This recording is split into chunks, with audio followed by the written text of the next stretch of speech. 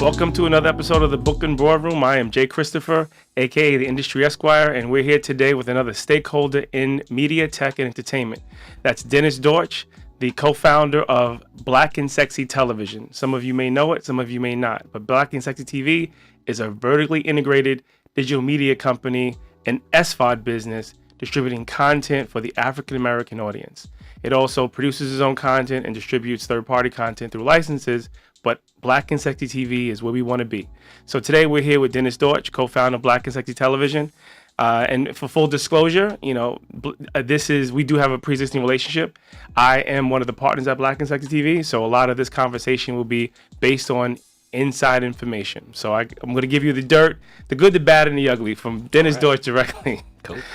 So Dennis, welcome to the Book and Boardroom, man. Thanks for having me. Good to see you, brother. Not like I don't see you enough. Yeah, I know. Or talk to you enough, or text you enough. Hey, No, but this is good. Now you're on my turf. You know what I mean? Get ready. Nervous. No reason to be. All right. So all love. So listen, we know you as a digital entrepreneur, and we know you as a filmmaker. So we're going to first start with the digital entrepreneur space, because what we want to do is, the whole purpose of the show is to identify key jewels that can help others who are on the same journey, especially people who sound like us, look like us, and know our struggle, in their attempt to leverage something in digital media, leverage something in television and film, whether it be content, whether they're a producer. And you've worn a lot of these hats, so obviously you have lots of lessons that we can learn from. But those nuggets that you people don't get when they go to the conferences and the festivals, or they read an article about a filmmaker or entrepreneur, we want to give them that inside scoop as to how they can do what you did. So let's start with founding Black and Sexy Television, but let's go back a little bit, right? So you're originally from Philly, right? Mm-hmm. Outside of Philly, those people would kill me if I said Philly. yeah, no, you Norristown. Yeah, he's like, you don't got them stripes. Oh, no. Yeah, they say what street? Yeah. Meek Mill may call you out in the next album, right? Exactly. So at that moment, anyway, all right. So you're from Pennsylvania. Yeah, Philly area. Philly adjacent. Area, Philly adjacent. So listen, Dennis. I'm assuming, and maybe I didn't know this, but I'm assuming you didn't have a trust fund, and you're not sitting on a stack of cash from back in the day. No. You really started from the ground up. You built this business kind of with your own blood, sweat, and heels, and obviously you had some help. Yeah. So how do you go from, and this is an open-ended question, but we'll make it real specific. Mm-hmm. How do you go from being a regular dude, wanting to be a filmmaker, make movies, into being a digital entrepreneur, owning and controlling independently financed digital media company? And we'll give our audience some more stats on Black and Sexy, what they've done, and what the numbers look like. But from what I remember, and you correct me if I'm wrong, you went to film school, and somehow you ended up doing security work. Not quite security, like boys and girls home. Like I wasn't security. I wasn't guarding the kids. I was supposed to be taking care of them. Nothing wrong with that, but that's a far cry from filmmaking, right? Well, I mean, here's the steps. I was fired from Sony, actually. Okay. I was working in the digital media section of Sony. So how I really started in the digital business was when I was in college, I had a paid internship with a company called I can't remember the name of the damn company, but the name of the show was called The Spot. It was the very first web series ever created, and it was literally just text and real beta video and audio. It was the beta version of it. And I learned how to directly connect with the audience, have a conversation, and building an audience from Scott Zacharin, who was the creator of that. It was at Patel & Collins, which was like a advertising agency. In Marina Del Rey. I went to Leila Merrimont. It was down the street. And then they built another company on top of that, and they crashed and burned in like a year, after they got money from like Brandon Tartikoff, CAA, NBC. So they had financing, but they couldn't make it work. I think it was only like $6 million at the time, but it was only $6 million. I mean, in the '90s, that was a lot, but it crashed and burned, and they were just too early. Yeah. It was too soon for their time. Yeah. But I learned a lot, and that's where I even met my friend Kofi at. He was working there, and I was like, I want to make a Black version of this type of network later. So wait, so you were thinking about being in this network game when I was in college? Even before you were traditionally a filmmaker. Yes. Because what happened, I went to school for recording arts. I thought I was going to produce music. I changed my major to film. So I think I had an entrepreneur spirit at heart. I thought I was going to own a record company and, produce music and have different artists. So I always knew I was going to do something that was going to be overseeing a group of people, creating something on a repeat loop, a reciprocal loop. So I pretty much just was like, oh, when I stumbled into this internship, it paid me money. It was great. I had a chance to write. I had a chance to be part of story meetings. Okay. And this was by accident. And then I said, wow, this would be great to have a Black version of this, but the time wasn't right. The technology wasn't there. So this is like the late 90s. I was like, it's fine, whatever, we'll hold on. And I went on, I was married. I had a house. Let me just go on with my filmmaking career. And we had a house at the time. It was during the housing boom. And I just took $100,000 equity out of the house. And that's how I really started my career and made a film. All right. So you had access to some cash. Yes. So you took $100,000 loan against your home to finance your independent film. Yes. And that really is the beginning of your career as a filmmaker. Yes, exactly. All right. Now, most people that I've come into contact with don't really have access to that kind of cash. Most of them, like Spike Lee, run and gun, charge up credit cards, borrow money from family and friends, maybe even get it on the street. I know a couple of those stories, and they just get going. So your hands were clean. You kind of were able to do this in a traditional business sense. You got some money, and you invested it all into making this film. $100,000 is a lot of money. So you telling me that's what A Good Day to Be Black and Sexy cost you to make? Initially, it cost $65,000. I think we took $35,000 of that and paid off some bills. Oh, okay. But we did pay $65,000 in initially, and then I got about a $10,000 investment from a mentor of mine that met me at Sundance, actually, and I took some credit cards out to finance the rest. So it cost $100,000 in the end. Yeah. But to get me started, it came out of that loan. Got it. But I did 2 short films, in school. It's the same thing as anybody starting. I just knew I wanted to make a feature film. Yeah. If you're gonna make a feature film, you got to figure it out. So there's an important milestone here that I want to make sure we spend a little time on. So you go from being a student filmmaker to a Sundance alum filmmaker. So now this is a bit of a footnote because it's not the focus, but what was it about your film, A Good Day to Be Black and Sexy, that merited you access to Sundance? Just a vision that was fresh and different. That's what Sundance wants. They want different voices, fresh voices, things that you can have. There's like a bunch of films they turn away every year. So it's luck, perseverance, and vision. You literally just have to stick to what you want to do. Don't try to copy somebody else, and just do your thing. And then you can get into Sundance or have an opportunity for them to at least consider you. But you got to get the film done. So, in hindsight, really, I felt that I had my film done in 2006, and they rejected it. The first time because it wasn't really ready. Yeah. I turned it in on 2 DVDs. It was part 1 and part 2. It was like 2 hours long. You know what I'm saying? It was crazy. And then I was depressed. I mean, trust me, I didn't go in there going, oh, I'm gonna make a Sundance film. I just made the film I wanted to make. I ran into a Sundance programmer who said, oh, I see you guys around all the time. You're doing this and that. If you have something, let me know. So I gave it to her. It was great. I thought it was, in the bag. But it got rejected. Okay. So I was depressed for a year. So I just kept editing. And then I almost didn't turn it in the next year. And then my wife at the time was like, you better turn that damn thing in. We took out all this money and did all this. So I turned it in, and I literally was like, it's not going to happen. Okay. I was depressed as any other filmmaker. And then it was like, I got a call, and I was like, oh, shit, you're in. So I was like, wow. Okay. So and that's something to applaud. I mean, that's an amazing achievement, obviously. So, but what I'm seeing in terms of the graph, for what I know is, okay, so you're starting out, you go into school, you're married, family and all that. You go into school, and then you get into Sundance, boom, and then you sell your film, you license it right to Magnolia, and then all of a sudden, your filmmaking career goes down here, meaning you end up working in a boys' home. So yeah. So what happened in that? Like, why weren't you like the next big whoever? Well, it was a $65,000 film. Okay. So, you're not competing in the competition level. You have a small film. I was lucky to be at Sundance and have that Sundance cachet.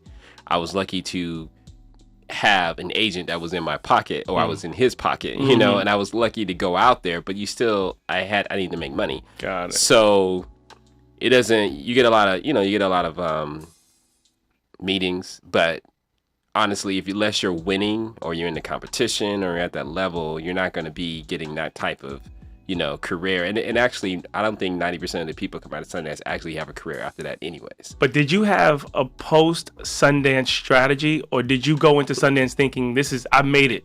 I made it. I didn't have no strategy. Yeah, exactly. That's what I thought. Because they say come in there with a script and coming out this and that. I had no strategy. I literally just knew I wanted to build this brand. My idea was that this brand was going to be more than just this film. I thought it was going to be TV shows, music, books, magazines. All on your one film made at Sundance. Yeah, I mean, it was going to be the start. When I chose Magnolia, it wasn't. I actually let go of a 6-figure deal to go at Magnolia simply because whether it was smart or not, I don't know, but I literally felt my film was going to be more places with them than any place else, and that was important. My long-term goal was I didn't have the idea of Black and Sexy TV, but my long-term goal again was building a brand and building a lot of content and properties around that brand. So I knew this was something that felt like a lifestyle choice. I knew it was something that was affirmation for Black people. I knew it spoke to them.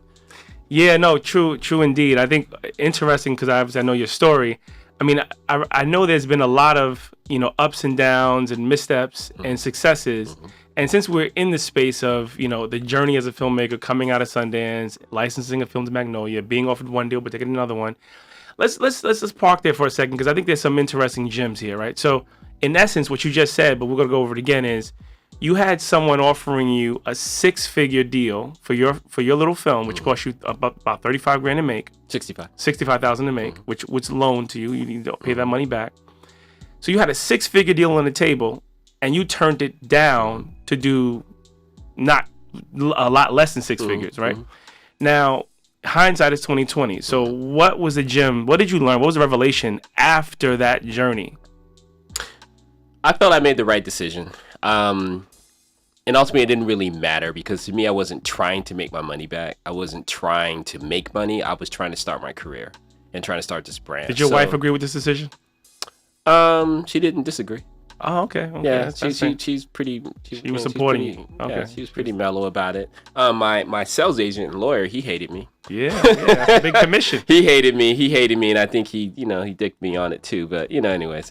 We won't mention his name, but he was like, "Are you serious?" And I was just like, "Yeah," because the way they were pitching this other particular company was pitching it to me, they wanted to market my film as soft porn, literally. Oh, interesting. And they wanted to do a pay-per-view model, and that was where their heads were at. And I was like, as a pay-per-view model, less people will see this film, and it's just being marketed as like what is not. So I was just like, it's not important. It's more important that it's seen. So what happened, it doesn't mean that some of those things could have happened with that particular company, but it was unclear what their strategy was and what their focus was is pretty much they told me. So what I just was like, okay, it's more important that my film is seen. This is the opportunity of a lifetime to be distributed. So if I'm going to start this and have a funnel and build an audience, I need to be seen as many places as possible. So what really happened during that time was 2 key things. One was Netflix was starting to come into the fold and license independent films. So previously, a year before, maybe 2 years before, you could be in Target, Walmart, and you're in there for 3 months, whatever. Your shelf space gets pushed over, you're done. You know what I'm saying? And then maybe you'll get a license on cable TV. But we ended up being the usual Target, Walmart, and that run was whatever. But getting on Netflix, a lot of people discovered the film and they got licensed for the 7 years, the usual 7-year deal. Wasn't like it brought me a lot of money, but it literally stayed on for 7 years. I think it just went off a year ago. Oh, wow. And so having that funnel of people still discovering that film, being recommended to them for 7 years is what benefited Black and Sexy. And then it was on Showtime, Starz, and it got relicensed twice. So it was just like it needed to be more places. I couldn't pay $100,000 for that type of exposure. Yeah. So I think the gem in this, and for the people listening, because I like to make sure I'm walking them through the gems here. The jewel in this whole thing is that you were looking at the long game, not the short game. You could have took the $100,000 and maybe you would have never been heard of $150,000, and you would have never been heard of other than the porn circles, right? As a porn star or as a porn producer, right? A soft porn producer, right? But erotic cinema, but Arabesque Man, the new version, exactly. 2.0. But you said, look, I have a plan, a strategy. I have something bigger that I want to do. So I'm not going to go with the money. I'm going to go with the long game. You got to take a risk. You have to take a risk. And I think, in the end, it's like, can I say I made the wrong decision? Well, no, we've got to. I didn't know I was going to be in the digital space like this. I think another thing that started happening at the same time was like social media was starting to bubble up. So Friendster was like popular in 2007, 2008, 2009, and then Facebook was coming in, you know, for the main, you know, outside of college consumer, and MySpace. So it was like the opportunity to just be an entrepreneur was right there. Because when you're an independent filmmaker, you're either selling your film and then trying to make the next film and then trying to sell it again, or you're trying to sell your film or content directly to an audience or get directly to an audience. So I chose to direct to the audience because I knew that after having the experience with a distributor, it wasn't like it was horrible. It was just like not what I expected. You're not going to get behind your film the way you think they should. They're going to put you in their business model and churn the wheel and keep going. And it wasn't in their cultural interest either to be that excited about it. Yeah. And it wasn't a big film, but my film played really well theatrically. I wish I had a bigger theatrical release. Every filmmaker does, obviously. But it was just like, that wasn't their plan. Their plan was go straight to DVD on Black History Month. You know what I'm saying?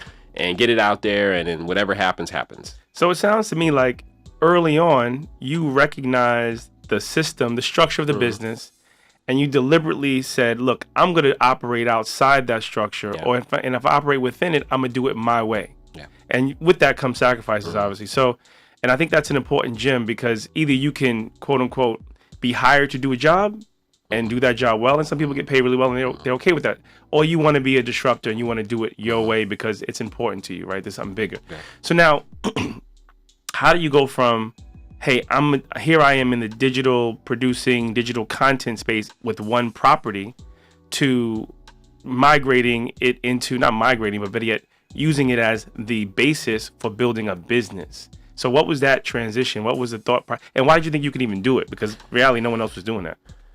It's because I don't have a lot of tolerance for, I'm not really out there. I don't network. I'm not hobnobbing. I just don't have a tolerance for working for people. You know, I just literally, I'm kind of an asshole, to be honest. So I just don't. I knew that I had to do something on my own. But when did you discover that, though? I think it's important. That I was an asshole? No, that you didn't have a tolerance work for people. That revelation is important. I think even when I was on The Spot, that web series, I thought I knew more than my boss. And I was like, no, you know, and he felt that too. You know what I mean? I'm still friends with him to this day, but it's like I was pushing and bucking up against him, and I was just like, oh no. So I felt that early on, but I think what happened was by accident. I was just literally, when we started creating content that was happening after the film, that was tied to promoting the film when the DVD was supposed to come out in 2009 of February of 2009. And I was just like, oh, we'll just create some stuff. We created a website. Other partner, Brian, he was like, we shot on Christmas Eve. And it was just a vignette that was tied to the movie, but it was like after the movie. We never really released those things. It was kind of a practice run of just thinking about it and the sensibility. And then I was like, oh man, this is fun, you know. And we kind of stumbled around for 2 years with a technology partner trying to create these damn website that didn't work. So I was still working. I was working at the Boys and Girls Home. I was doing freelance editing, and I was just focused on having this be like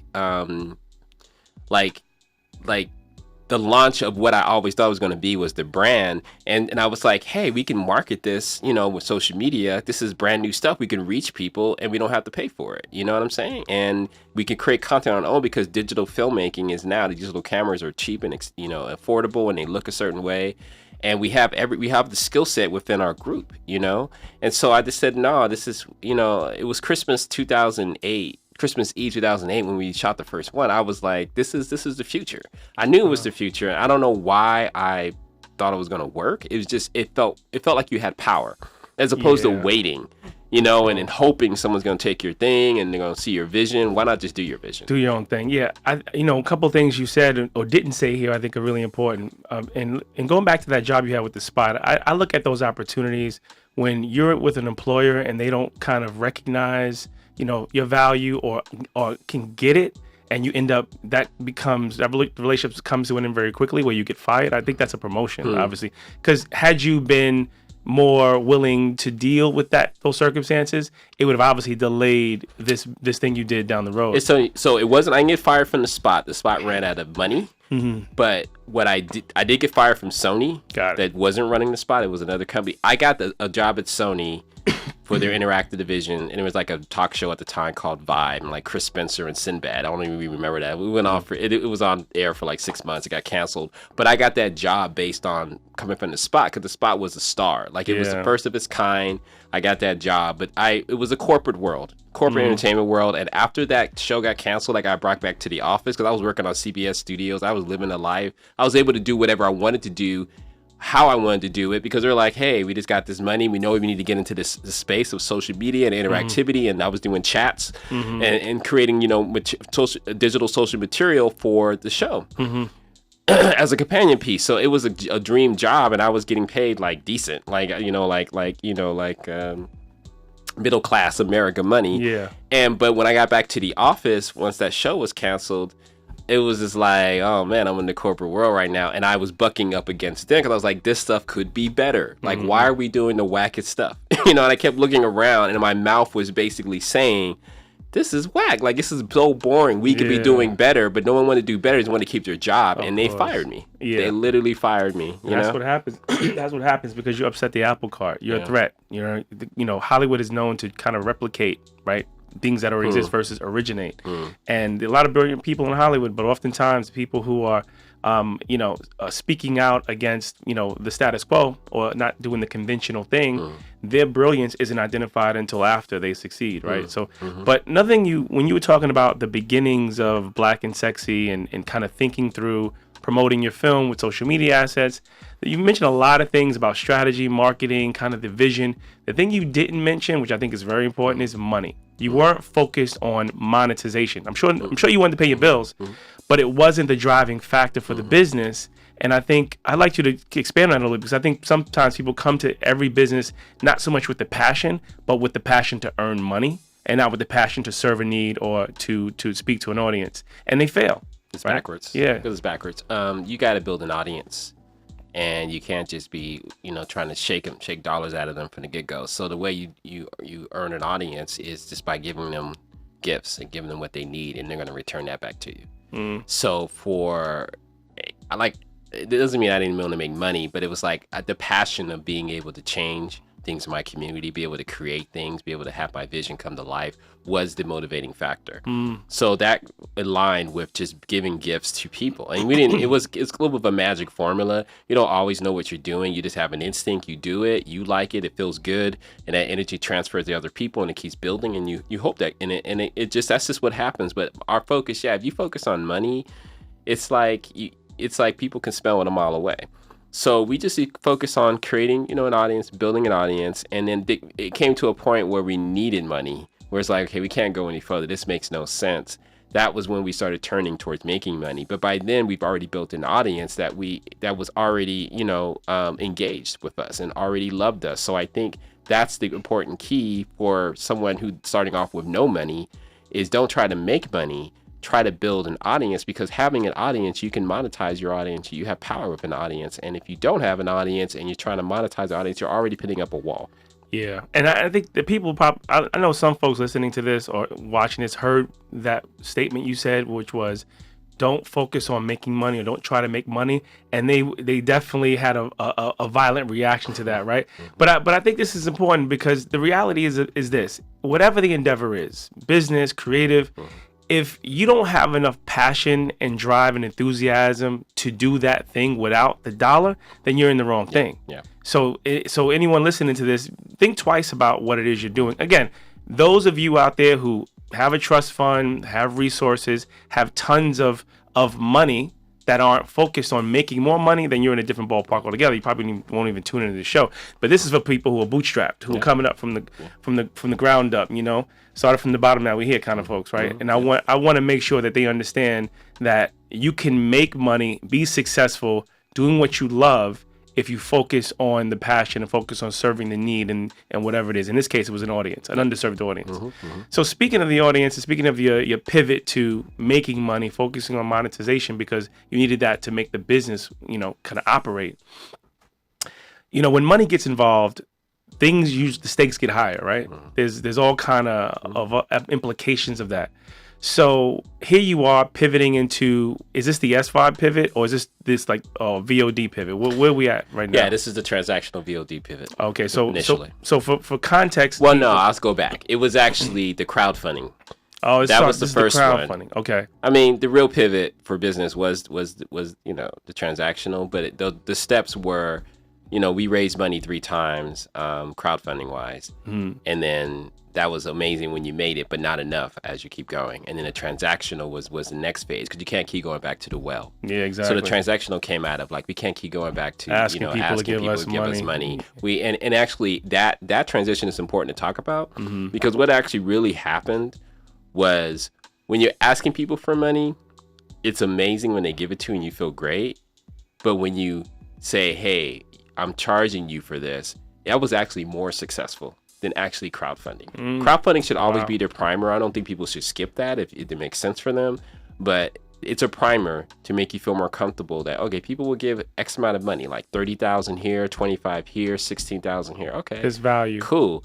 Let me go to the next step. But really, that next step, as scary as it was to just charge for like $3 or $5 for one episode, like the season finale or a special episode like a smash up, as scary as it was more successful.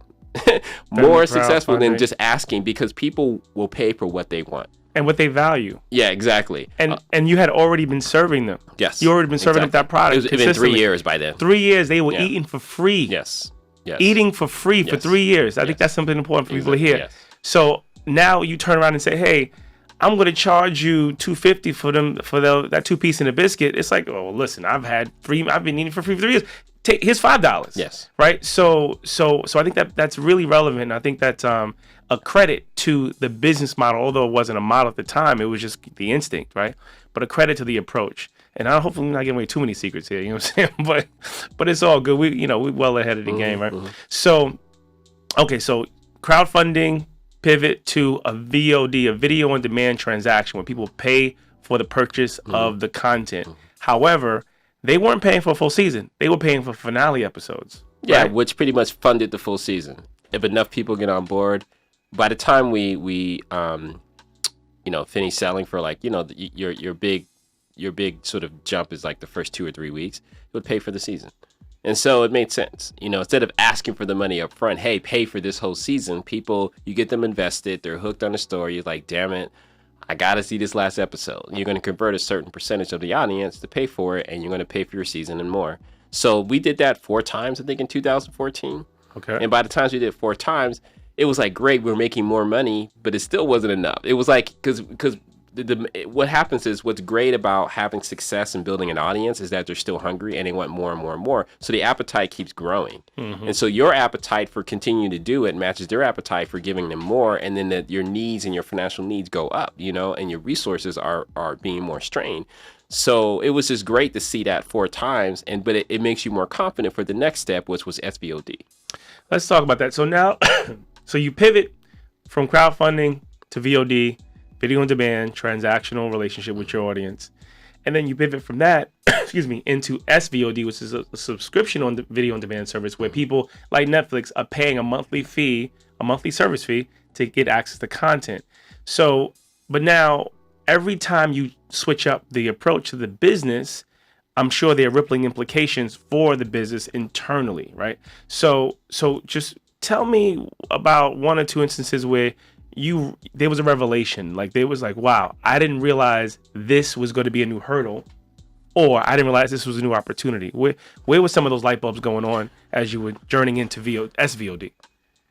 Well, the hurdles were creating an SVOD model and a monthly subscription created a expectation that was compared to bigger and more well-financed organizations like Netflix, Hulu, Amazon. So that was the biggest hurdle, where it's like we started off strong. We're like, we're going to do this. We make all these promises. We're going to do this and that. But the reality is it was really challenging to reproduce content and release it weekly on our small team and our budget. So that was something we didn't quite anticipate. This is our 3rd year, basically. We've come up on our 3rd year for the SVOD. But that has been like a real strong burnout, because previously on YouTube, we would do a new show We would take a break for a couple months. There'll be another show, and people were happy about it because most people just do one web series and you see them disappear for a year. They come back next year, maybe season 2, maybe not. So we were doing consistent shows, but we still had breaks and times, and it literally was a manageable schedule. When you start charging monthly, people are like, yo, where's my content? You know, and then you want to give it to them and you want to be like, hey, I want to do all this stuff, but we did hit a wall. We did go a reality of experiencing burnout, budget and numbers not quite matching up, and just, you know, what I had in my mind was just creating this assembly line, this sort of structure of how to do this. And so out of having to put out stuff weekly, we did create this sort of structure that we're still using to this day that makes sense. And we've been amazing and have been beast at it for 3 years, but it's really not, it's really a challenging model because no other company is creating all of their own original content and distributing and marketing. It's just like, it's a lot on the same team. So that was one hurdle. But one thing that did come out of it was, you know, I myself was like, I'm not sure about this move. I feel a little concerned about this move, you know, it's like, you don't want to get all the crowd pleasing adoration and comments and likes you get on YouTube. You get addicted to that when you go behind a paywall. It's going to get cut down. And so when you're just like, you want to be popular, but you still want to make money. So I had a lot of doubt about that. I was like, man, you know, is this the right decision? Because is it too early, too soon? Numa was the one who was like, no, let's go. One of the co-founders, yeah. She was like, no, we got to do this. She is a huge risk taker. She'll close her eyes and jump off the cliff. And I'm the person that kind of like more calculated. So we have a balance. We sort of balance each other out. So we just sort of said, okay, let's do this on this new show, Sexless. We were going to give it away for free initially, but it wasn't sustainable. We were going to do the same model. Okay, we'll do the first 10 or 11 episodes and you pay for the season finale. We're going to do the same thing. But it was like, yo, we just got to figure out to turn this into a real business, because even though we're doing transactionals, it just wasn't frequent enough, you know, to really start a real business. And you could see it. You could see right there that a business was there to get. It was just making that jump and the confidence to just do it. You know, let's park there for a second, because I remember those days, and I remember a couple of conversations we had that I think are really relevant, especially some things you shared with me. But I remember us sitting down and talking about how this is what the vision was: Black Netflix, right? You know, people pay for content. You think people are going to do it. This is what you modeled out the potential revenue to be, the cost. We went through all of that, and the commentary back from people outside our little bubble was, that's not going to work. What are your numbers on social media aren't that high. You don't have 1 million followers. You don't have, 1 million likes. You don't have this yet. That's not going to work. I don't believe it. And I would hear the same thing as I described it to people. But you remain steadfast on this vision, even though there were lots of naysayers, because like you pointed out to me early on, when you do the numbers add up. You get this many followers based on this much content, based on this much of a budget. There's your margin for revenue. That revenue is sufficient enough to do the next thing, right? But at the same time, you're hearing from people outside, nah, that ain't gonna work. That don't make any sense. You need 1 million. You need better numbers. You need better stats. You need an investor. So what was that internal vibe like? What it was is we didn't have high numbers. We knew that for sure. But it's like this. It's a whole thing that happens with people on YouTube. There's people on YouTube who are doing vlogs, who are spending no money, that have high numbers, but it's such like throwaway. You know what I'm saying? Like, why would I pay a monthly fee for that? So we knew the people that were engaged and stuck with us, even though our numbers were lower, we're doing 20, 15-minute shows, but it cost us a lot more than the vlogs getting millions of views. It's because you were an engaged viewer. You were actually sophisticated, and not to say anyone else sophisticated, but you're sophisticated and like, I'm doing this, I'm finding alternative content outside of TV. So we knew we were hitting a niche. So it was like a special club or a boutique. It was like a membership only, so that's how we kind of imagine it. And it's like, we don't need to convert 100,000 people. You know what I'm saying? So if you have 1 million, you hope to convert 10%, whatever it is. We said, we just know we need to have a price point, and we knew our price point was high. But it's like a mom and pop store. You go to a mom and pop store because they gave you great service. They say hi to you. You feel good when you walk in there. You don't feel like just a customer walking in and no one's like, doesn't want to help you. And that's what we were doing. We were giving something that no one else was giving. So we just had that confidence in knowing, hey, it doesn't matter. A mom and pop store can open up business. You don't have to be as big and have the same people coming through the door like Kmart. Walmart. Yeah, exactly. Yeah. So it's like those are viable businesses, and small and you it's like an HBO model. HBO has less viewership than NBC, but they're making money. You know what I'm saying? Like, why? You don't have to be NBC. If you want to be NBC, you can stay on YouTube. Yeah. You know? And you're serving them quality. You know what I mean? Quality. And there's a demand for it. So one of the things that I want to touch on, which we haven't, which I'm sure is going through someone's mind as they're listening to you describe, you know, business models and business terms, and you made it work, and yet and still, you know, how did you keep the lights on? How did you pay people? How did you sustain this business, or did you sustain this business when there was a very small, maybe there was zero margin of profit? You know, what were some of those pitfalls? Because I know some of the stories, you know, eviction notices and people coming and going. What was the secret to keeping the ship together and not having it fall apart because it wasn't enough, you know, that you guys weren't making enough money? A lot of it was a dream and a family oriented. You know, it doesn't necessarily create the best business, but it really had to be the synergy between the audience as a family and behind the scenes people as a family. So that was the only, it was faith. You know what I mean? Literally, I think that every step, we had a lot of people working for free for us initially, and then they eventually got a little bit of money, and then more money, and then consistent money. So we just went in steps where people were there to help at the capacity that they could give, and the capacity that we could pay them or not pay them. And we just took each step like carefully, you know, and then we took a couple chances to go to the next step because we just had to, you know what I mean? So when I think when you're doing like an obstacle course, you can see the next jump you have to make, but you can't just do the whole obstacle course at once. You have to take each piece at a time. So that's all we did was just say, okay, here, all right, it was the next challenge. Let me look up. Cool. We just gotta keep creating content, and that's the thing that we did, was it didn't really matter about, you know, many times if there's financial struggles. Our currency was the fact that we kept building our audience and we kept having success after success with each show and kept leveraging each show. That was an important goal that we looked at. And it's like, even if we have financial struggles, we can keep the faith and just say it's going to make sense in the end. Because look at the success we're building. You can feel it. And that's when other people came on and helped out or gave us money, you know, on the side or just in that. And let me help you. Or, hey, can I pay you later? You know what I'm saying? Sorry, I can't pay you right now. Simply based on that energy that you could feel. We knew we were doing something special, you know? So that's really the currency that we were able to create, is just having that belief in the dream. Yeah, you know, another way I would say describe it is, and this is the jewel I want people to walk away with, which is you had a tribe, right? You galvanized, you galvanized that support. You brought everyone together with a common goal that believed in each other, trusted each other to succeed in the mission, right?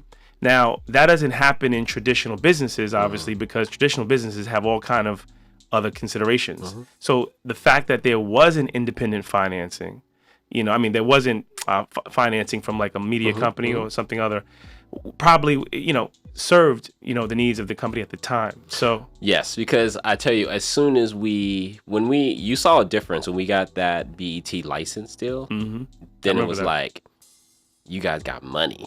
Everything changed. Like, that was the pivotal point where everything shifted. It was like, energy. You guys made it.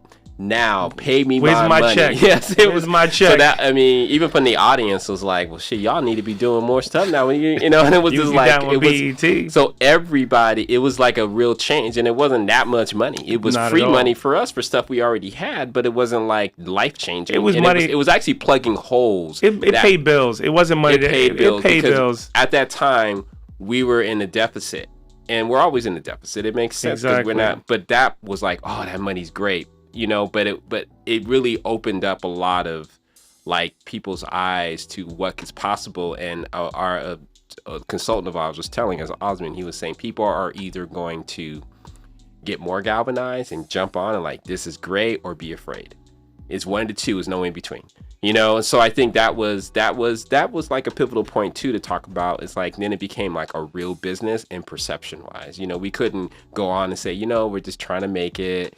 We're just trying to, you know, we're just trying to pay the bills. You know, we still got this dream. No, you guys made it. You got BET you know what I mean? money, brother. Yeah. So we're gonna shift a little bit into out of Black and Sexy proper, the business, and more into kind of the psychology and strategy you've employed to make this business work. And obviously one of the things that you need to know and understand, whether it's from a traditional training sense or from a hands, boots on the ground experience, is how do Black people consume content? So talk to me a little bit about like how your experience understanding audience, understanding the Black and Sexy audience, understanding Black people in the consumption of content. Well, what gems did you pull out of those experiences to make it work for the business?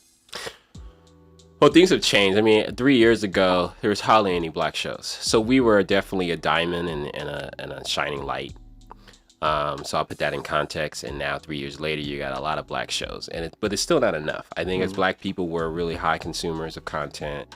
And we'll watch it anywhere we can. You know, and there's a certain amount of our audience that's like millennial, you know, in college or coming out of college that are already sort of like early adopters of Black and Sexy. So it's amazing that 25% we think of our audience is under 23. They're in college. It's like for any college student or anybody at the age to pay for this is like, you know, not like what hard you to think believe. It's going to be. Yeah. But for them, it's like they already were consuming. You know, they saw my movie at 17.